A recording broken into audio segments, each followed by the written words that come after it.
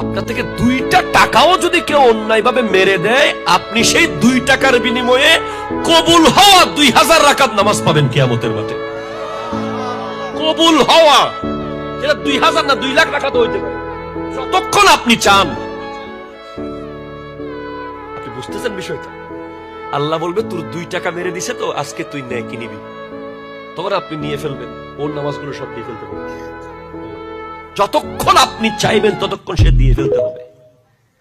সারা রাত তাহাজ্জুদ পড়ে যদি অন্য কাউকে দিয়ে ফেলতে হয়, সারা দিন নামাজ পড়ে যদি অন্য কাউকে দিয়ে ফেলতে হয়, সারা দিন ইবাদত করে যদি কিয়ামতের মাঠে সব দিয়ে ফেলতে হয়, তাহলে কি করলাম?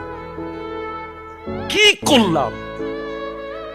এজন্য এই কথাই হাদিস যদি বুঝেন যে আমার নবী বলেছেন কিয়ামতের মাঠে এমন কিছু মানুষ থাকবে যারা এত অসহায় হয়ে যাবে যে দেখবে যে কিরে আমি 20 বছর এক ওয়াক্ত নামাজও জামাত ছাড়ি নাই, 20 বছর আমি নফল নামাজ তরক করি নাই, 20 বছর আমি সুন্নাত তরক করি নাই, 20 বছর আমি তাহাজ্জুদ তরক করি নাই, কিন্তু মিজানের পাল্লাই পুরো খালি,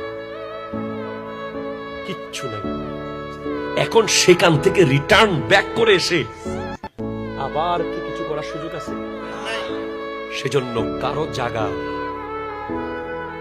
যদি আপনার আন্ডারে চলে যায় অবৈধভাবে, দখলে, আজকে দেন, এখন দেন, এখন পারলে এখন মাহফিল থেকে উঠে গিয়ে দিয়ে আসেন। এটা এত মারাত্মক, এটা এত মারাত্মক।